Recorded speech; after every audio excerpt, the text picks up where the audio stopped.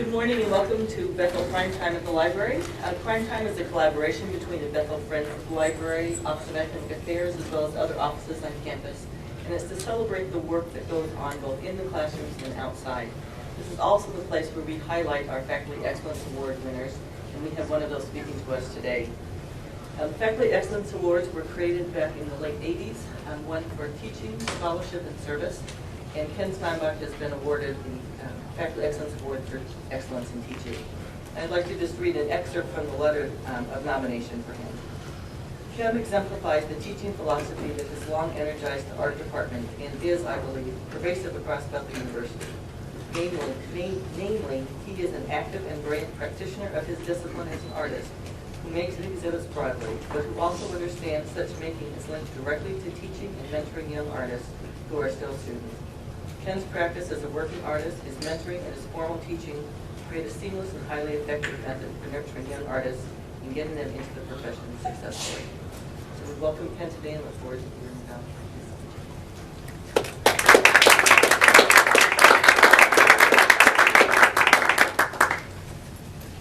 People will say anything in the letter.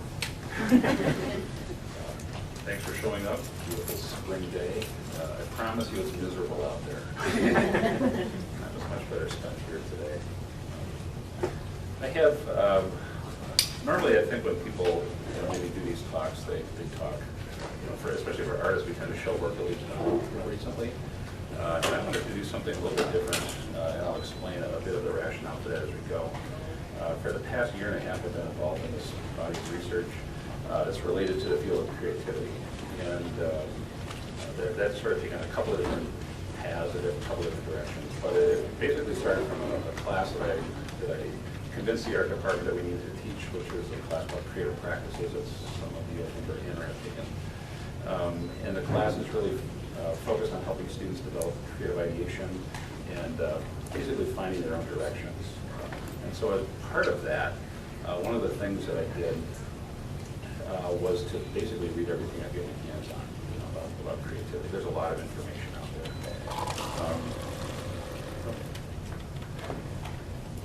I read a lot of it.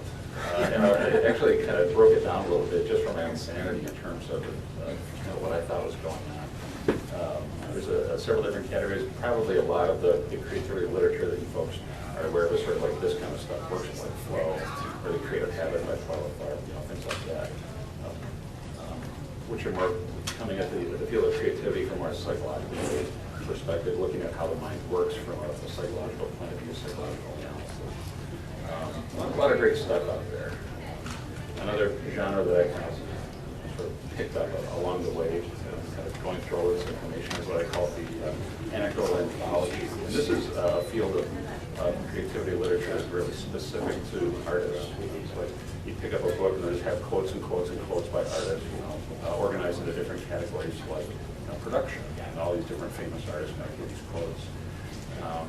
And it's actually, they can be, tremendously interesting, and they sort of keep an artist going for a longer period of time if you sort of keep up with enough of this stuff. The advice from a lot of these books, the anecdotal anthology selection tends to be kind of pithy and sort of pull it, sort of punch through the fog of everyday life.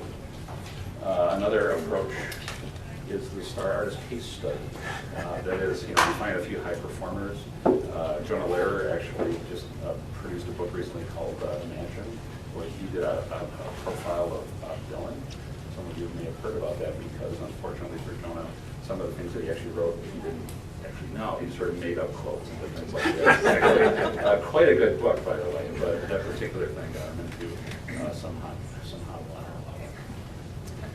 Another one is the business case study. And it's actually some of my favorite creativity literature that's out there. As an artist, I actually didn't like the information that was out there that was positioned towards the artist because I felt that it had a lot of agendas attached to it, and the business case study, the stuff that comes out of industry and corporate world, scientific world, tends to be really sort of, they get in, they get out, they tell you information, and it's all very helpful and usually highly organized and really scalable to other sort of academic situations, which is very nice. And then there is text anthologies, a lot of these are online. Like if you get online and you Google creativity, you can sort of plug to these websites that just have massive amounts of information, which are really helpful for people like me, academics, because I can just sort of put my students on a particular reading or two in these text anthologies. And then the final one was sort of the muse approach, there's a whole genre that kind of look at the idea of creativity as it relates to spirituality. And I use the word sort of muse as sort of an umbrella idea. A lot of it comes out of the Christian world or other kind of fields, like Zen and creativity and so on. But these different 6 genres were the ones that I kind of perused through and spent a lot of time sort of reading dozens of these things. One of the things that I found, however, when I was looking at this was it didn't really help me in the way that I wanted to be helping my class, because what I wanted to do was to figure out what it was that sort of mid-career artists did, for long periods of time that made them really creative, like forever.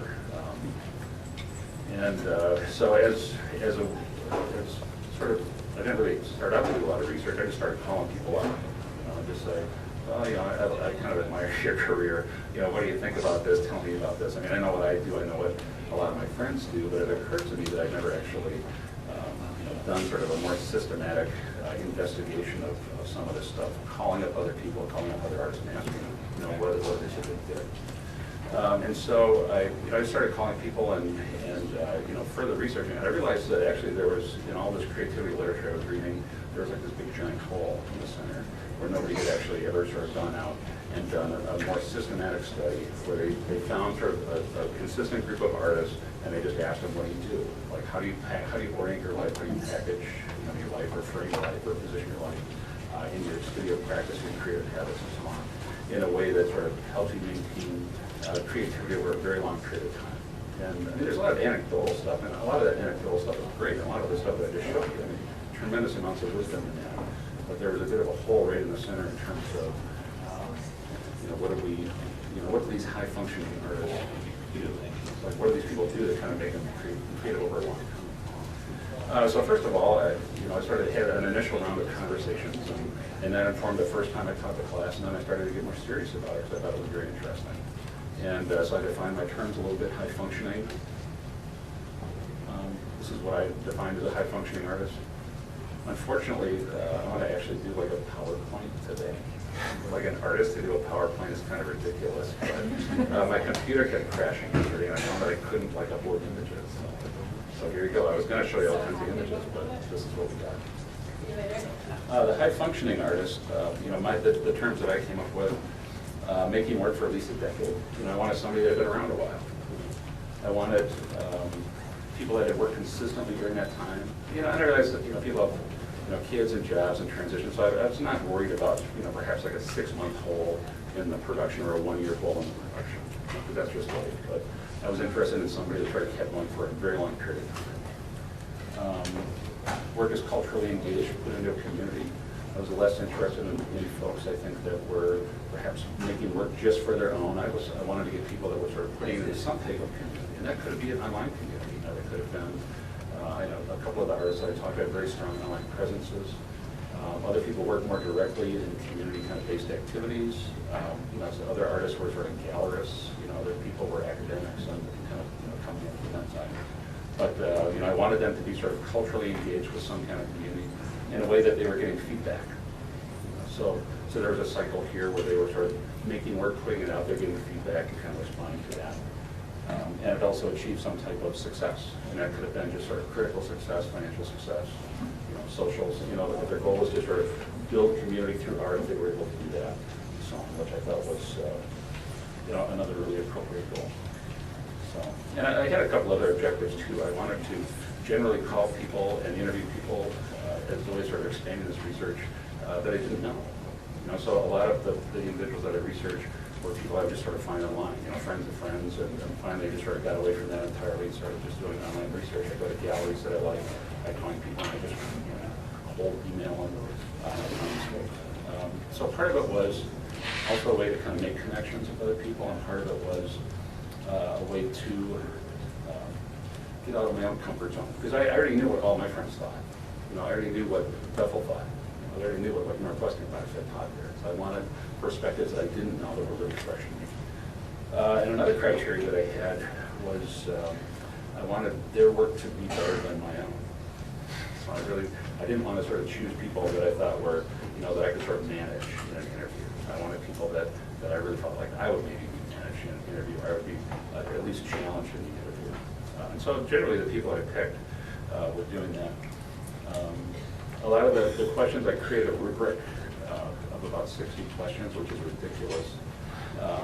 And I sort of hit these 6 different criteria. And I'm actually going to kind of show you today what I came through and some of the things that I discovered with the interviews. But the interviews typically take 60 to 90 minutes, but they were very conversational. So I just, I arranged an interview, and I get a strong familiarity with work, and I just call them up and be kind of nosy and just ask them all kinds of stuff about what they did and how they did it and what they thought and things like that. Some of the 6 different criteria by, biographical, basic biographical information, studio and working practices, what it is, what their studio physically look like, what their studio time look like, support practices, and this is actually the one I think that I kind of initially started in the support practices. What do they do that sort of foster creativity over a long period of time? Creative ideation and individual process, like what do they do individually that was sort of unique to them? That was the 3rd one. Creative motivation, which was actually the reaction to that one was probably the most surprising. We'll get to that a little bit later. And then creative intervals in the role of negative emotion. Basically stuck. How have you been stuck? What did that look like? How did you get out of it? Some of the artists that I interviewed, just to give you a bit of an idea, I eventually, at this point, I've done about 20 really formal interviews that take like 60 to 90 minutes. I've got more sort of going on. I noticed that I was putting this list together. I'm pretty heavy in the 3D. To be expected, so I got to sort of branch out. I've been reluctant to actually engage photography yet, because I think photography is a slightly different animal. They're all visual artists, you realize that, and that's actually one of the first round that I did.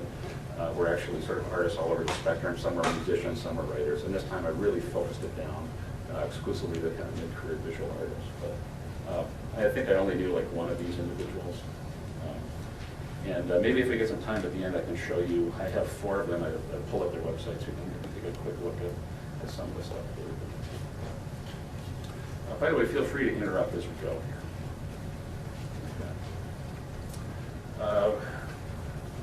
Did about 20 of these interviews. I kind of sat down, took a bit of a break, and started synthesizing some of the things that I felt were very key. And I would say, my goal with 20 interviews is it doesn't really feel like I have done enough interviews to have like really strong conclusions. That's why I said speculative thoughts. Like I don't really have strong conclusions yet. I don't feel like I have, kind of enough database. I don't have a strong, wide enough database to really get my arms around it. But I did have some initial observations. Some of the things that I thought would hold true, seemed to hold true. One was actually this one related to time. And that is, I would say, a really key idea for all of these artists was the idea of time. It's actually almost a separate category for me. It's like there's other things that they do that I'll get to, but the time thing is huge. And it's actually not so much about sort of clocking in time or time management. I mean, I really, really hate the phrase time management. It's very negative. It's very behavioral based. It has a lot of negative connotation. But I do find that artists sort of approach time in a very different way than other people working their jobs approach time, and in a way that we might not expect. Because for artists, when they say the word studio, really what they're talking about is studio time. Like you hear artists say, "Oh, I was in the studio today." They're not talking. Most of the time they're saying, "Yeah, I was actually in a physical space." But really, what they're saying is, I had blocked out a block of time, and I was working on my art there. And artists tend to wander all over. They do a lot of different things. A lot of them work on computers. A lot of them are working in multiple locations, especially for a bunch of artists what you might call post-studio artists, working multiple locations, multiple things that they're doing. But the thing of time is huge. And like I said, it is really a time-based idea, framed by specific predetermined time parameters. And what this means is that when artists go into their studio, they don't go into the studio saying, I'm going to work in this thing until I'm done, and then it's done. It's like, no, I want to work in this thing for me till I'm done. And just that one shift right there is a profound shift in the way that artists tend to frame their approach to what they're doing. And so it becomes a shift from a research model to it's a shift to a research model from a production model.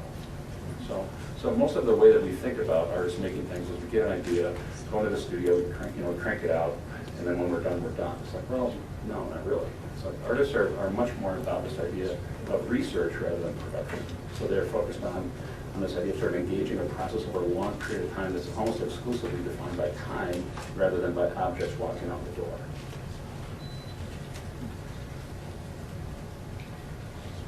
Another thing that's pretty interesting, and this is not a huge surprise here, it's a principal activity that is supported. So we find that the artists are not only dedicated, sort of changing their relationship to time, but they're also really carving out the best time for this.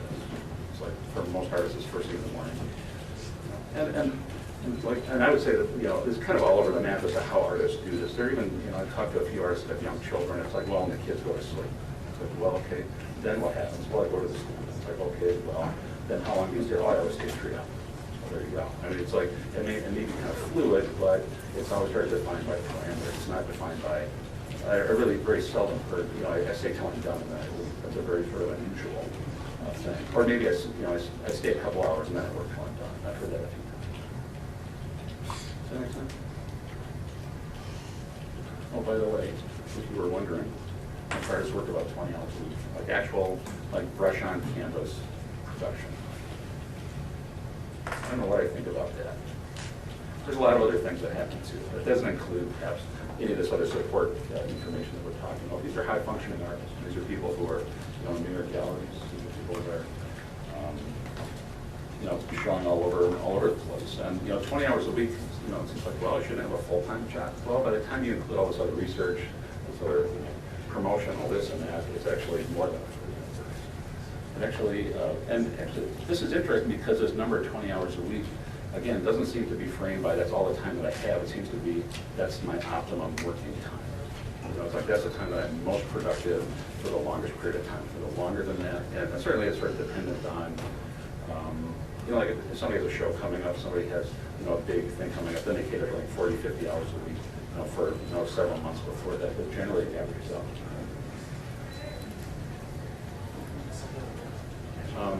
There are a couple things, and maybe just to define a few terms here as we go along. The creative process actually, like in all the literature, if you were to synthesize all of this stuff, put it together, you'd find that there's kind of a continuum of activities that people do. So generally, all models of creativity have things like this question research. So people start with a question, they start with an idea. They maybe do a lot of divergent sort of exercises, or divergent kind of exploration. They come to a point of assessment, they come to a point of convergence where their ideas kind of consolidate down.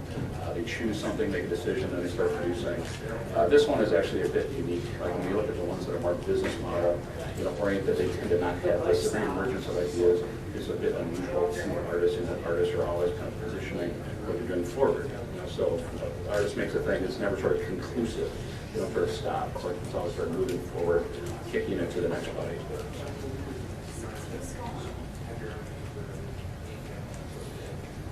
The first area that we looked at, kind of looked at a bit of the bio information there, working processes. One of the things that I found in asking artists about their working processes is a lot of artists do this thing called what I came to call laddering activity.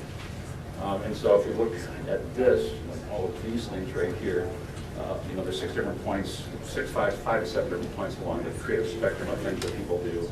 You find that artists are working generally in ways that allow them to hit all points on that spectrum in any given week.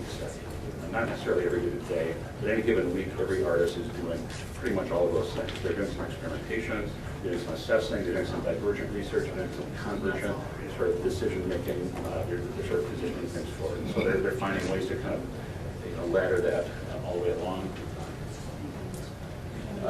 It's very common for a body of work for an artist to take several years.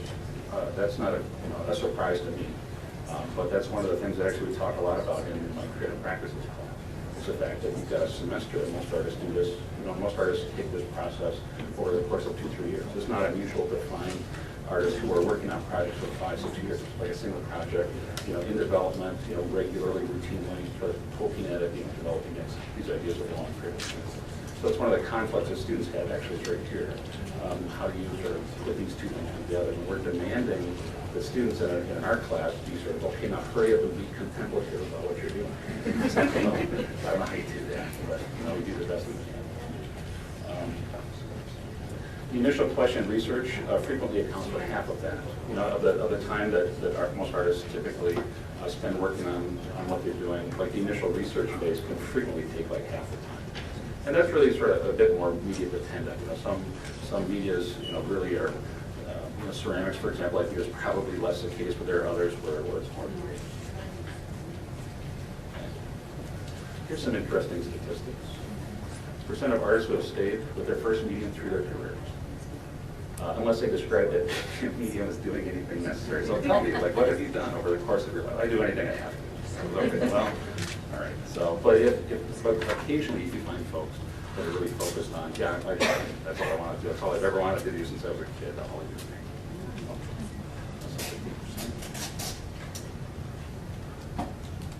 Average number of media, the non-specialists, the rest of us, have engaged in a career.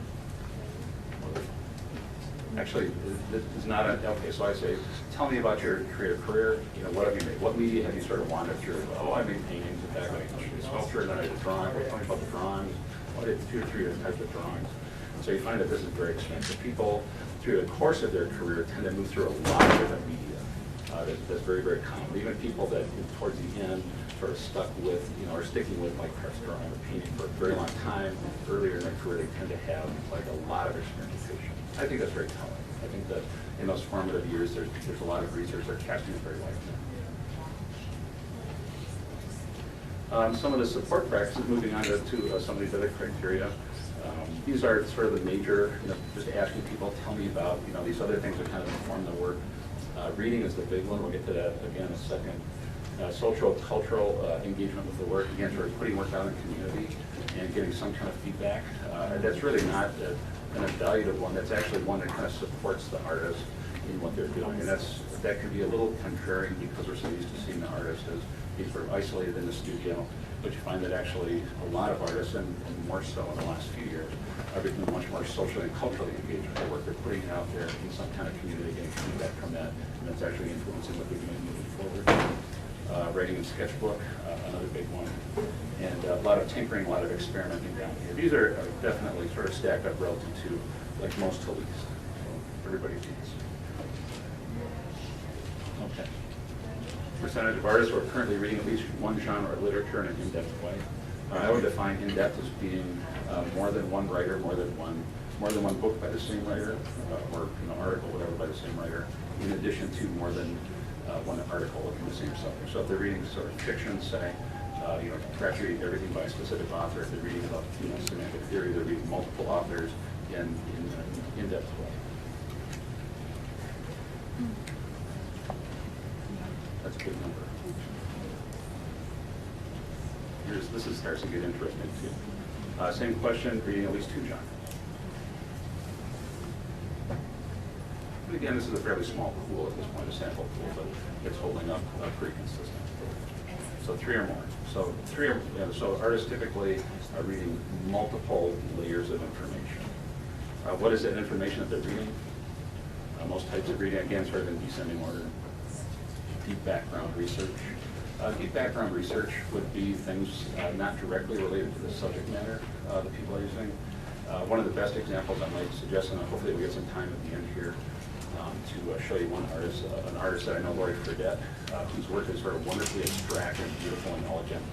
She spends a lot of time reading information about viruses. She's very fascinated by sort of like the spread of viruses in human populations. And you look at her work, and it's just like beeswax covered, paper, folded paper, and they're really sort of gorgeous. And there's a great tension in her work about sort of the beauty of the image, the underlying structure underneath, which is kind of terrible.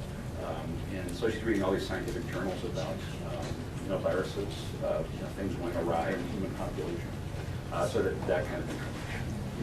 Or another artist, Jason Lanka, who's a sculptor out in Wisconsin.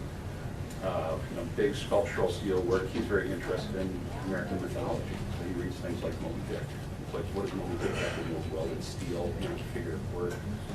It's not a direct comparison, but he's very interested in sort of immersing himself in sort of this idea of the American mythology. Text directly related to artwork. Sometimes people do make artwork about Moby Dick. So then they read Moby Dick. Art criticism or art history, art history. Again, sort of descending order of importance. Text related to writing. A lot of artists write as well. Trade journals, all the magazines that are right around the corner here.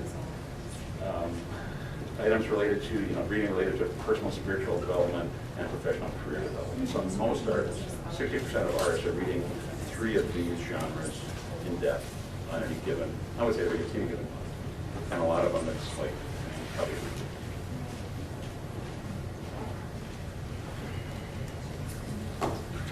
moving down the spectrum a little more, talking about creative ideation and individual processes, which is another one of our criteria.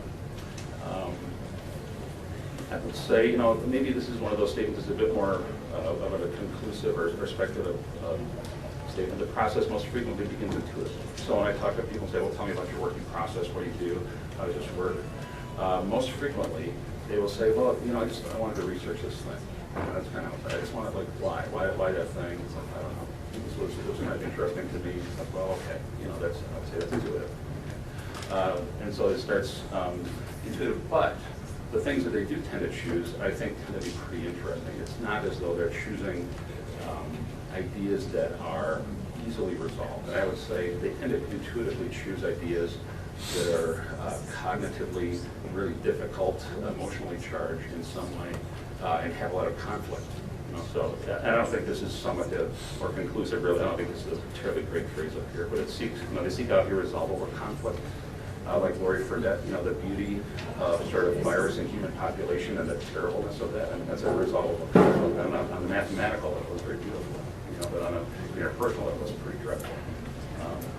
The edges of knowledge, the places where knowledge kind of tapers off, where people don't really know. Surprisingly, I actually ran across, of the 20, I ran across 3 different artists who are very interested in brain psychology. I don't know what that means. Maybe just these random 3 or whatever. But very interested in how the brain works in recent sort of CAT scans. There's even one woman down at the Chinese staff down at the UM actually working with individuals, with the scientists down there that are doing the brain scans. So the edges of information, sort of finding that edge where things are kind of being sorted out. They're very curious about that. Or new bodies of information to them. Either like entirely new bodies of information or new bodies of information for them. This is a curious thing. I kind of didn't really know if I should put that in there, but a key part of this process for a lot of artists is arriving at a form of, the form of silence and unknowing. That sounds very mystical. That's language I tend to steer away from for a lot of different reasons, but I think it does sort of capture something about that. They tend to find a body of information where opinions are not yet formed, and certainly their opinions are not yet formed. Or deep questioning. I think deep questioning is probably a better phrase in that particular sentence. And also, in terms of their individual processes, artists tend to have long-term engagement with ideas that maybe if you're thinking about a metaphor rather than a line that go from A to B to C, is probably a better, and this is something, I don't know if Wayne stole this from me or if I stole this from Wayne, because he uses it a lot. Or maybe they'll say we came up with it independently. But the idea of a spiral. Artists tend to work in spirals, where we keep coming back to the same ideas, but in a deeper way and in a richer way over the course of our lives. And I think that's actually, that's definitely borne out by the people I've been making the same work for 20 years. Obviously not the same work, but they've been preoccupied with the same ideas for a long period of time. This is something I mentioned earlier. Artists tend to shape the activities in their practices to be positioned towards activity, engagement, and pulling forward. So, as artists are working, a lot of the artists are not just sort of in production mode. What they're doing is they're actually creating methods that will sort of give them a lot of content for the next body of work. And so as they're, Lori Fredette, for example, she's somebody that I talked to in depth. As she's sort of working on this virus series, every time she's sort of making one thing, she's actually photographing that, and then she uses the photograph to make the next thing. So one body of work is constantly sort of setting up the next body of work, either conceptually or most frequently just kind of visually. physically kind of setting up the next body board. And they do a lot of things like that with the research, with the reading, with the writing. They're constantly doing things that are sort of opening doors rather than being conclusive in nature.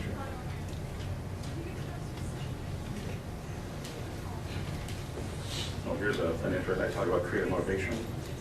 Asking mid-career artists about creative motivation. High-functioning artists about the way inspiration is like poking a caged bear with a stick. They really, really dislike this term. Really dislike it. A couple of them almost wouldn't talk to me when they came to like. So I saw this thing about creative, personal motivation or inspiration. I almost didn't interview because I thought it was such a stupid thing. That's what one of them said, which I thought was pretty. Okay, here we go. The phrase personal expression. Not much better.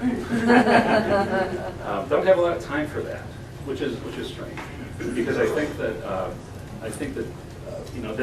there's, I don't have time today to perhaps unpack all of that, what that means, but I think it has to do more with the idea that an art experience is much less about sort of the emotional dump that we're sort of taught that it is in sort of, and that sounds pejorative, it's not meant to be, but like we're really taught to sort of deal with it that way. At certain points in our younger lives, there's a very romantic notion about that, and a lot of artists I think are very skeptical of that romantic sensibility being introduced into work that's conceptually very tough. These are people that are reading a lot, they're sort of on the cutting edge of information, and they just sort of dismiss it as personal expression. So, well, it's not very precise. You're not happy with the language.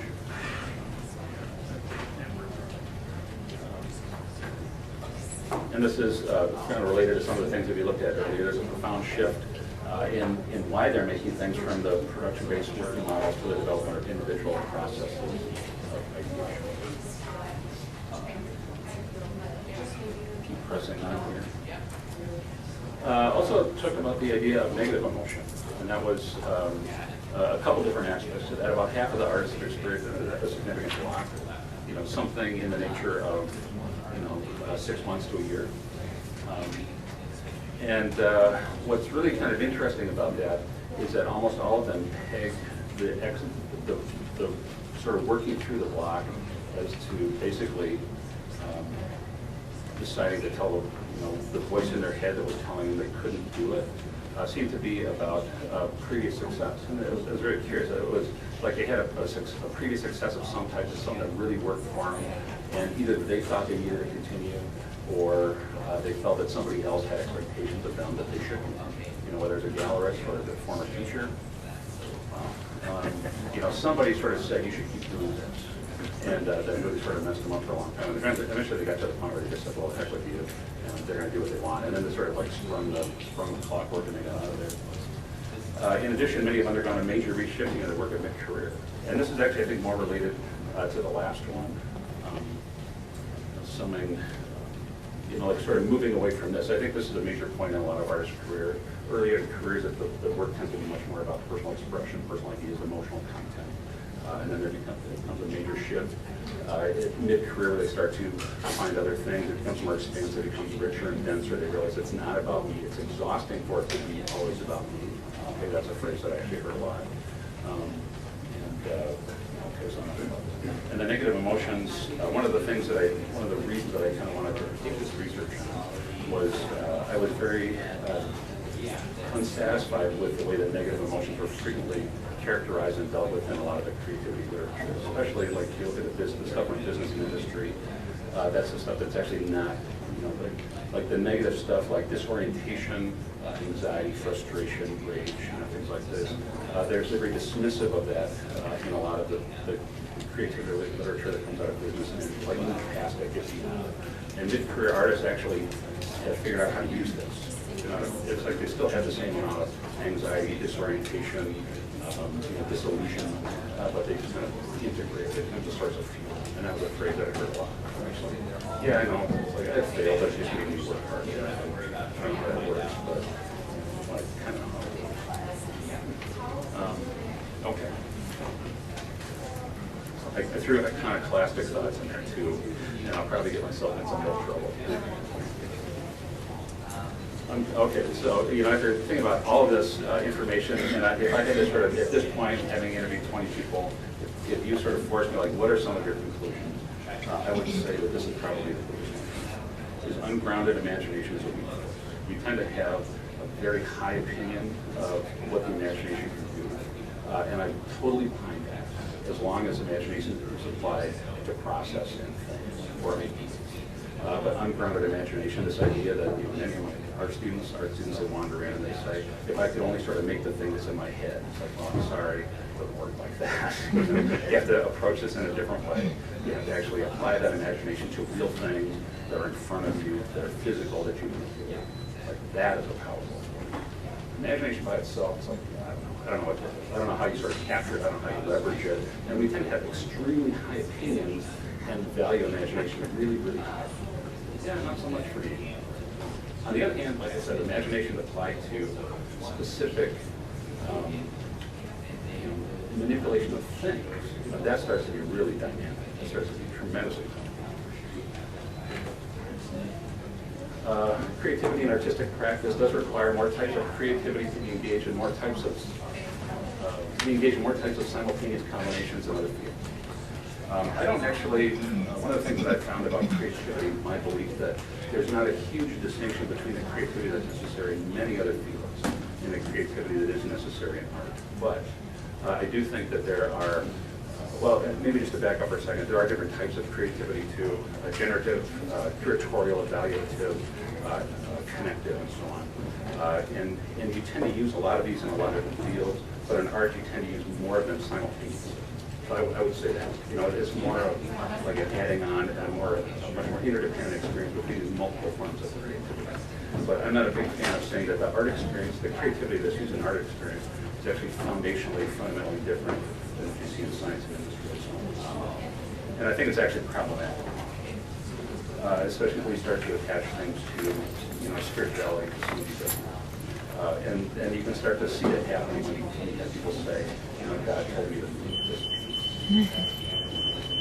So suddenly sort of cuts it off from a lot of conversation. It starts to be about inspiration. It starts to be a defensive mechanism that really limits conversation control. So I'm very suspicious of this idea. And I think that God doesn't sort of give us ideas. We work and we find them. That's how maybe that works. But sort of, the opening up the angels descending, giving this thing to you in a dream. I'm much more suspicious of that. Okay, here we go. Last point of today. This information that I just gave you may to some extent be true but not helpful. Its current form. I put that disclaimer in there, in its current form. Because it's one thing to be told, yes, Bob Dylan, but Bob Dylan is stuck. This is how Bob Dylan gets himself out of it. Yeah, but you're not Bob Dylan. It's like, I'm not either. Okay.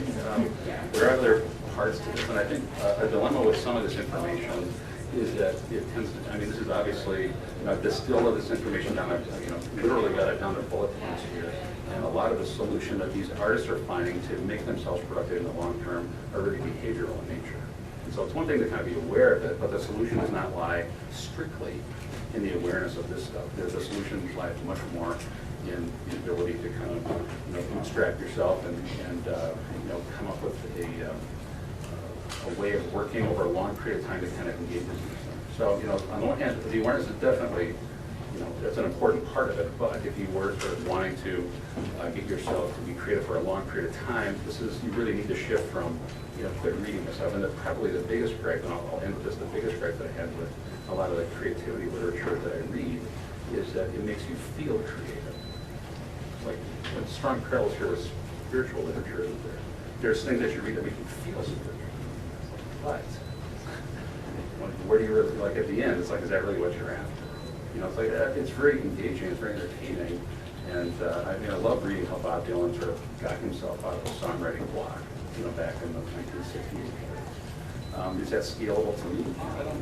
I don't think so, because I think I'm at a different place, and I think I need to find a different kind of motivation for what I'm doing. It's more behavioral. So this is the one I'm currently wrestling with. What do you do with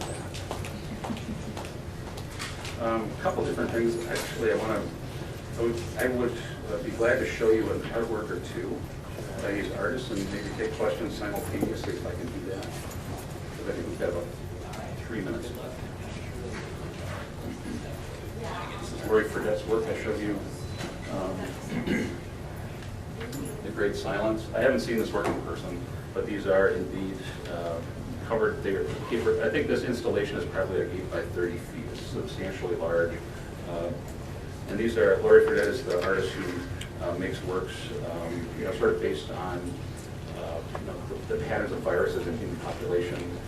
Very beautiful and elegant. She actually kind of models some of these forms off of what these things actually look like. This is Lori Fredette's work. Second artist, I just love this guy's work. I really would hope we'd show him sometime. This particular body of work here, he's got a whole series of drawings that he did that are destroyed. This is actually a destroyed drawing. And then he kind of, so he gets to a point where the drawings just don't work anymore. And then he erases them. Then he can't afford to, or not afford, but he can't stand the idea of having there be no record at all. And so he even has to photograph the destroyed drawings, which are very funny. And I talked to him. David Balin actually did this really funny thing. He's a figurative drawer. And for 2 years, he kind of went through this period where he really was sort of challenging what he was doing. Like I said, he went through a mid-career transition.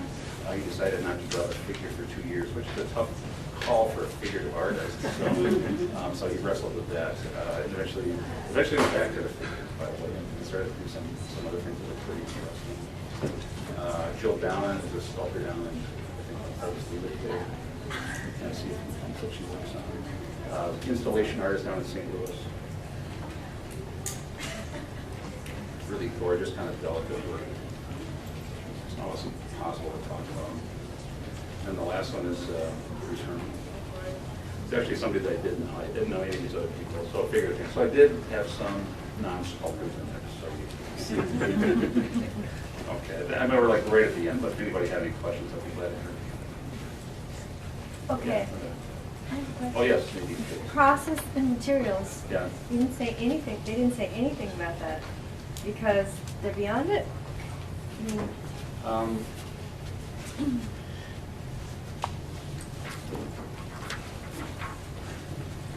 I would say, the commonalities have less to do with. I would say that the way that they approach the materials, in terms. That's maybe a good point to sort of put in the lecture for next time around, but. The way that they handle the materials tend to be highly related to these other things. And so, even in the production of work, they're still doing the laddering. I guess maybe that's where I would say, the laddering of ideas where there are, some experimentation, some assessment, some divergent thought, some convergent thought. That's very, very true at sort of the material level. You go into a potter studio, and that's, the whole range of things. That's an obvious example. But even a lot of these other painters and drawers, you go into the studio, and they just have that whole range of material sensibilities. Yeah, I tended to actually talk less about the materials. I'm not quite sure. Maybe that's something I need to remedy in the future. But I tend to connect it more to these other thematic ideas and kind of handle it that way, I guess. How about you? I'm curious about you said that they had such a negative reaction to the question about motivation and inspiration because there are other kinds of artists. I'm most familiar with writers. They're happy to talk for a long, long time about what inspires them. So it makes me think there's something unique about visual artists in this way. And what is your theory about that? I think it has to do a lot with kind of this holdover of the sort from the Romantic era, this idea that art is pure emotion, and I think it's actually a bit of a reaction to that. I would say that there's an assumption of a high level of motivation. It's like when these people get together and they talk, nobody ever asks why do you do that. It's like the unspoken thing is we do this because we love them, we're fascinated by it. And so it's really kind of unspoken, honestly. And I think the real danger is that it becomes dismissed as merely sort of personal expression when actually it's talking about much bigger ideas and the experiences are much more open. And I think one of the dangers, one of the reasons they don't like to talk about it is that if I say this is about, this guy that I used to work with, or this is about a child that I had, that had this experience.